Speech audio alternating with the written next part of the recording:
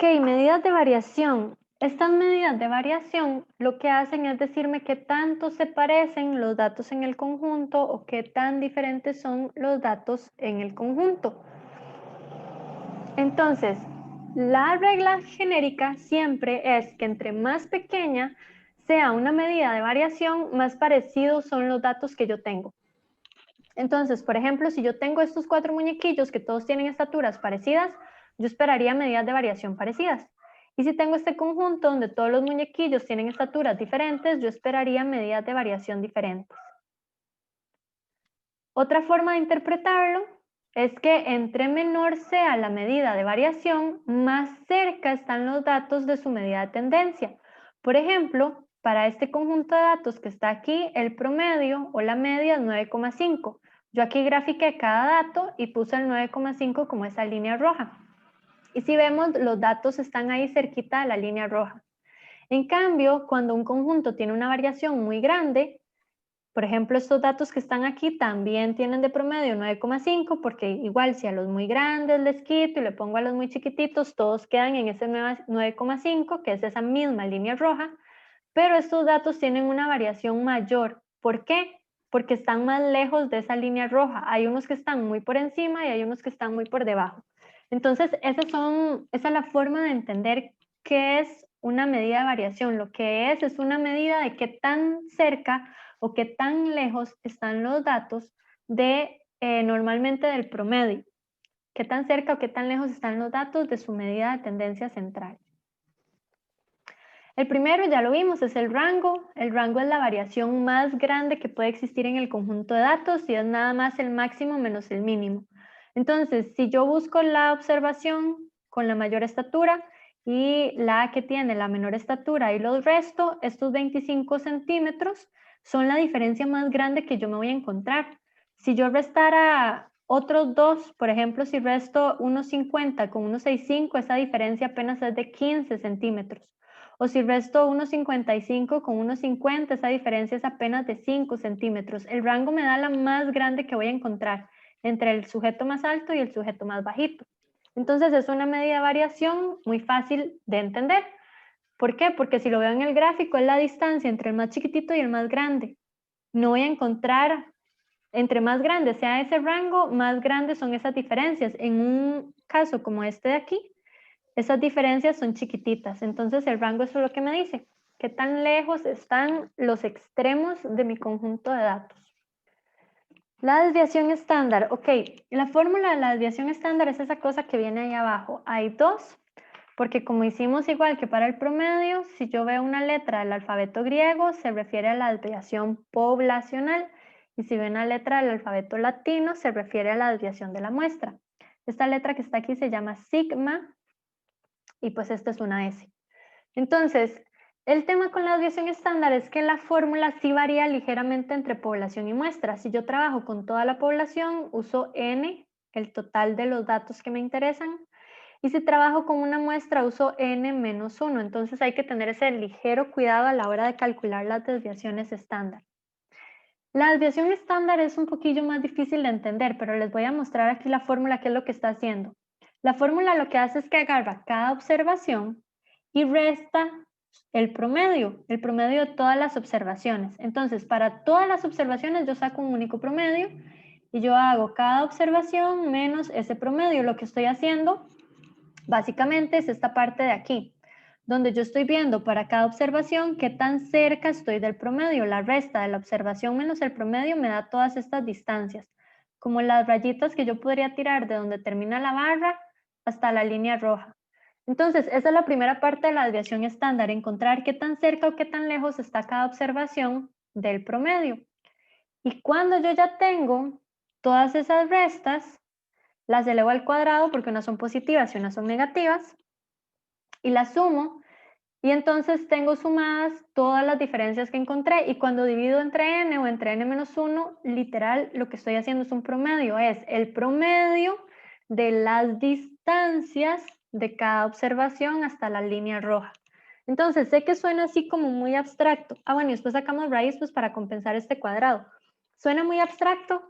Aquí viene un ejercicio de cómo se hace a mano Ahora, yo no lo haría a mano, les voy a enseñar cómo lo haríamos en Excel, que es la forma más fácil de hacerlo. Si yo tengo todas sus respuestas, ¿dónde las había pegado todas? Aquí. Ah, no, pero esa ya la había editado. Voy a usar estas de aquí. Es que esas otras les había metido un 3. Entonces, si yo tengo todas sus respuestas y le quitamos los espacios vacíos para que no las tenga en cuenta, no los considere ceros, yo tengo una de dos opciones. Yo puedo decidir que esta cosa es una muestra o yo puedo decidir que esta cosa es la población. Resulta que esta encuesta no me la hicieron todos, la hicieron 29 y en la clase somos 30, entonces digamos que es una muestra.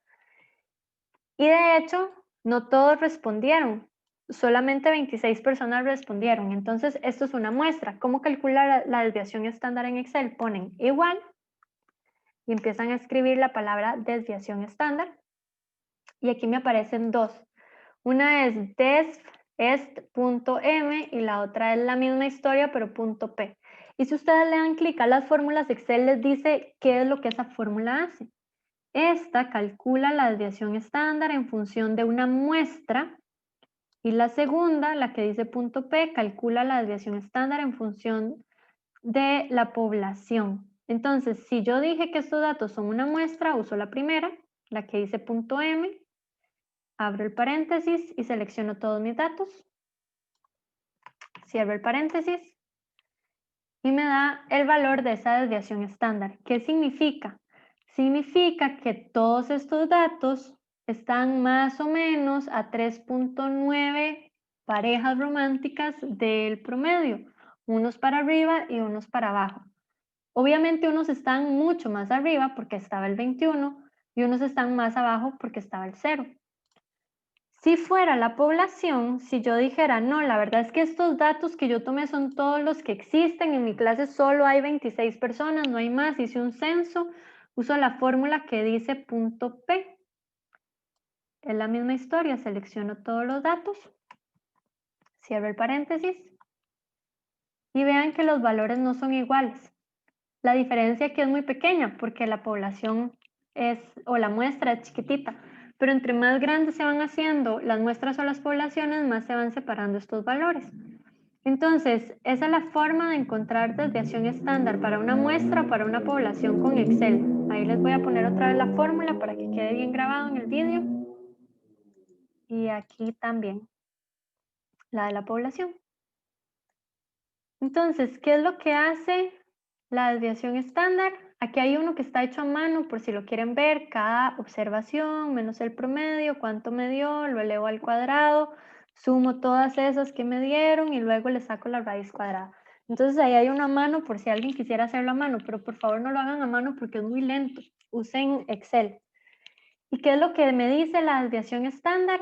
¿O cómo se interpreta? Entonces, para poner el ejemplo de estos muñequillos que traíamos aquí, cuando sacamos la desviación estándar de las estaturas de ellos nos da 0,11 metros. Las pueden meter en Excel y hacer el cálculo para ver que les dé igual. Vean que estamos asumiendo que son una muestra. Entonces, ¿qué significa este 0,11 metros? Hay varias formas de interpretarlo. Una es que para las 5 unidades estadísticas, o sea, para los 5 muñequillos, se obtuvo desviación estándar de 0,11 metros. Esto significa que las unidades estadísticas tienen estaturas que se alejan 0,11 metros del promedio aproximadamente. No es que no hay ninguna más lejos del promedio de los 0,11 metros. Hay unas muy por arriba y hay unas muy por abajo, pero más o menos eso es qué tan cerca estamos del promedio. De hecho, eso es lo que viene aquí. La desviación estándar es una aproximación de qué tan lejos están las observaciones de su promedio. Si las observaciones están lejos del promedio, es posible que no las represente a todas. Entonces, esto es muy importante. Yo nunca debería haber un promedio suelto, como sacar el promedio de la cantidad de parejas que han tenido en la clase y asumir que eso los está representando a todos. Yo debería sacar el promedio y la desviación estándar para poder decidir si la desviación estándar es muy grande, entonces es que las observaciones están lejos del promedio y posiblemente el promedio no representa a cada una de las personas en la clase. Pero si la desviación estándar es chiquitita, significa que el promedio Y las observaciones están muy cerca unas de otras y entonces ese promedio sí representa mejor a la clase. Esa es una forma de interpretar la desviación estándar. Entonces, es decir, qué tan cerca está cada observación del promedio aproximadamente. ¿Esto se entiende? Chicos, a veces este es un concepto como medio abstracto.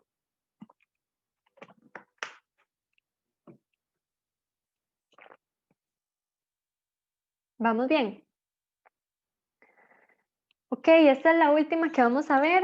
La varianza no la vamos a interpretar. La varianza de hecho es, si ven en la misma fórmula de la desviación estándar, pero está al cuadrado. Algunas veces en ejercicios de libros o así, ustedes van a ver que no les dan la desviación cuadrada, sino que les dan la varianza. Si les dan la varianza, lo único que tienen que hacer es sacarle la raíz cuadrada para ya tener la desviación. Entonces, la varianza solamente tienen que saber que si algo les sale por ahí, dice la varianza es de tanto, ustedes dicen varianza, hay que sacarle la raíz. Y ya con la raíz tenemos entonces la desviación estándar y ya ahí yo puedo decidir si esa desviación estándar es grande o chiquitita para decidir si los datos están cerca del promedio o no. Eso es lo único que hay que saber de la varianza. Es como algo que todavía aparece ahí en libros o así, es bueno saber lo que significa. Y finalmente, hay una cosa que se llama el coeficiente de variación y el coeficiente de variación sirve cuando yo necesito quitar unidades porque por algún motivo me estorban. Es nada más dividir la desviación estándar entre el promedio. No importa si son los de la muestra o si son los de la población. Entonces, si yo tengo, por ejemplo, aquí los pesos y las estaturas de un grupo de personas y yo saco el promedio de los pesos, salen kilos y saco la desviación estándar de los pesos y salen kilos. Y luego saco el promedio y la desviación estándar de las estaturas, esto me sale en centímetros. Yo no puedo decir que la desviación estándar de los pesos es muy grande comparada con la desviación estándar de las estaturas o al revés porque son unidades diferentes. Entonces yo tengo que hacer algo para quitar las unidades y lo que hago es la división. Divido la desviación estándar entre el promedio, lo multiplico por 100 para que sea un porcentaje y hago lo mismo del lado de las estaturas. Y ahora sí tengo dos medidas de variación en porcentaje. Entonces yo me doy cuenta que para los pesos la medida de variación es más grande porque me dio 10%, es más grande que para las estaturas. ¿Qué significa? Que esta gente que yo vi en estaturas se parecen más que en pesos, porque en estaturas tienen menos variación que en pesos. Entre menor sea la variación, más parecidas son los datos. Entonces, esto es solo si yo necesito quitar unidades o si me hacen preguntas como esta que yo acabo de responder. ¿La gente tiene pesos similares o estaturas similares? De ahí saco los coeficientes y digo, la gente tiene estaturas similares. Los pesos ya no son tan parecidos. No sé si hay alguna consulta hasta acá, chicos. No, profe, todo bien. Ok. De mi parte no. Igual si hay dudas, ahí me avisan o en el foro de dudas también las pueden dejar. Aquí viene la interpretación del coeficiente de variación, que es lo que les acabo de contar. Las personas son parecidas en estaturas con un coeficiente bajo, entre comillas, de 8%, y se parecen más en estaturas que en pesos, porque en pesos tenían un coeficiente alto, entre comillas, que es un 10%. Bajo y alto es uno con respecto al otro. Entonces ya aquí yo me puedo imaginar a los muñequillos que de estatura son parecidos, pero hay unos flaquitos y hay unos gorditos porque en pesos son diferentes. Me sirve como para imaginarme mejor las observaciones. Ahí está la bibliografía por si a alguien le interesa. Entonces, de hoy en 8 que hacemos el examen, ¿qué entraría? Obviamente lo que vimos la primera semana, toda la parte teórica tiene que venir un poquillo de eso. Entonces repasen qué era un promedio, qué era, perdón, una muestra, una población, una unidad estadística, cómo se clasificaban las variables, un poquillo de todo eso. Acuérdense que aquí había una práctica que la pueden hacer tantas veces como quieran o revisar las prácticas que vienen aquí en Word. Para el tema 2 habíamos visto toda la parte que eran porcentajes y la parte de muestreos. Entonces repasen bien los ejercicios de muestreo que habíamos hecho, que aquí venían varios. Y para la semana 3 vimos distribuciones de frecuencias que tienen los videos de la teoría Tienen los ejercicios resueltos y pueden ver los que hemos hecho, los que hicimos la semana pasada, están aquí con sus respuestas y aquí les van a quedar la que revisamos de esta semana. Y lo último sería medidas de tendencia y variación, que les voy a poner bastantes en la práctica para que las puedan ir resolviendo.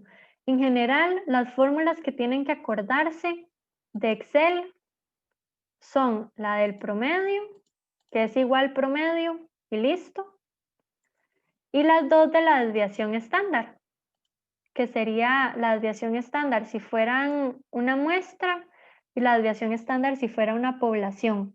Porque la mediana, bueno, pueden aprenderse la de la mediana, pero la de la mediana no se hace en Excel, sino que la de la mediana ustedes la tienen que hacer, contar los datos, sumarle el 1, dividir entre 2, ir a buscar entre los datillos ordenados. Pero entonces les voy a dejar práctica, voy a enfatizar sobre todo lo de esta semana, porque las otras semanas creo que tenían bastante práctica ahí. Y cualquier duda me la pueden dejar en el foro de dudas. Y voy a ir revisando los avances de proyecto para tratar de tenérselos listos entre esta semana y la otra. No sé si hay algo que necesiten, chicos, antes de que terminemos la clase de hoy. Profe, yo sí tengo una duda. Sí, dígame. Digamos, lo que es la práctica, ¿verdad? Que usted dice que nos va a dar, digamos, la hacemos y es para nosotros, o Ah, hay sí, que eso no subirla. tiene nota. Ok, ok. O sea, Y esa práctica no va a tener nota. la otra, digamos, el examen va a ser una parte como la práctica que hicimos la semana uno y la otra en Excel, o cómo va a ser el tema. Va a ser muy parecido a la práctica, entonces mañana que les dejo la práctica, usted se puede imaginar que el examen se va a parecer a eso. En general, yo no les voy a pedir, o sea, sí tienen que resolver cosas en Excel y van a hacer desarrollo por su cuenta, pero las hojas de Excel normalmente yo no las pido, yo lo que pido es la interpretación. Entonces, para ponerle un ejemplo, ¿qué es interpretación? Interpretación puede ser que yo le dé los datos, no estoy compartiendo pantalla, ¿verdad? Ahora sí. Interpretación podría ser que yo le dé este dato y estos datos y yo le haga la pregunta de, para estas observaciones, ¿en qué se parecen más estas personas? ¿En peso o en estatura? Y entonces que usted tenga que ir a calcular promedios y desviaciones estándar de un grupito, promedios y desviaciones estándar del otro grupito, hacer los coeficientes de variación y llegar a la respuesta y decirme, bueno, profe, se parecen más en estaturas porque el coeficiente de variación de las estaturas es más bajo, o se parecen más en pesos por tal razón. Ese tipo de interpretación es las que yo les voy a pedir. Posiblemente les diga, bueno, deme el coeficiente de variación de los primeros, el coeficiente de variación de los segundos y dígame en qué se parecen más. Entonces yo no le voy a pedir la hoja de Excel porque la hoja de Excel es algo muy personal, cada quien hace ahí el desorden que quiera hacer y es muy difícil, como a veces depende de cómo piense una persona, es muy difícil que el orden que usted le dé a su hoja de Excel yo lo vaya a entender o viceversa. Entonces yo normalmente le pido como resultados y interpretaciones. Eso es lo que yo pediría. Igual la práctica se va a parecer un montón al examen, para que sepan. Ok, profe, muchas gracias. ¿Ok? ¿Alguien tiene alguna otra consulta, chicos, de lo que vimos o del examen?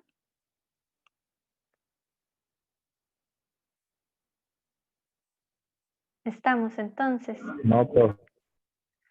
Ok, entonces, por favor, cualquier consulta de la práctica en el foro de dudas. Creo que alguien me había preguntado ahí por Minitab. El tema por digamos, yo les pedí que trataran de conectarse a Minitab esta semana, pero el tema con Minitab es que todavía creo que hay unas personas que no han podido entrar, entonces no va a ser obligatorio usar Minitab. Igual les voy a dejar un videito corto que les enseña en el Minitab 19 cómo encontrar promedio y desviación estándar y mediana y moda también en Minitab, para que ustedes lo vean por si alguien quiere ir traveseando esas, entonces que las pueda ver ahí, pero todavía no lo puedo hacer obligatorio hasta que ya nos aseguren que todos tenemos los accesos correctamente. Los que habían tenido errores o así, en teoría ya yo les respondí a todos, entonces tratemos de que hagan las pruebas, pueden hacer pruebas ahorita después de la clase, para ver si ya después del examen sí es valioso tener Minitab, como les digo, porque vamos a ver un tema de probabilidades que en Minitab se ve mejor. Entonces traten de hacer las pruebas ahora de una vez los que no han podido y cualquier cosa me escriben otra vez si la respuesta que les di no es suficiente para solucionar el problema, ¿ok? Profe, Dígame. ¿cómo era que cuando uno aparece conectado, pero habría que meterse como en el Había que panel de meter, control, creo que era? sí, Ya te digo, de hecho para todos, para que sepan, yo les dejé unas guías para ver. Las guías están en semana 3. Entonces, si vos la buscas, ya vos tenés el VPN, me dijiste. Ya te aparece. Ajá.